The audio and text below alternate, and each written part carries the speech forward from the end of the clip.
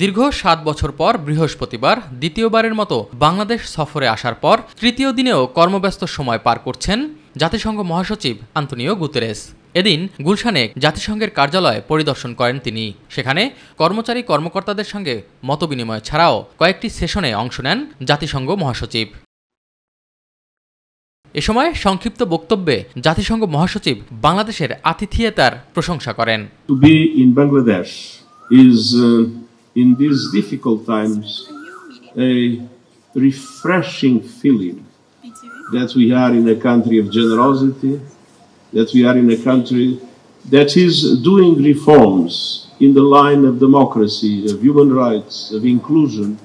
That is exactly what we would like to see everywhere in the world. So thank you for your example, thank you for your hospitality, thank you for your fantastic support.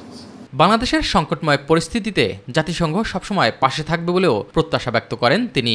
We are totally committed to do everything we can to support Bangladesh in this crucial period and at the same time to draw the attention of the international community for the need to fully support you and for the need to fully support the generous action of Bangladesh in hosting such a large number of refugees in such difficult circumstances.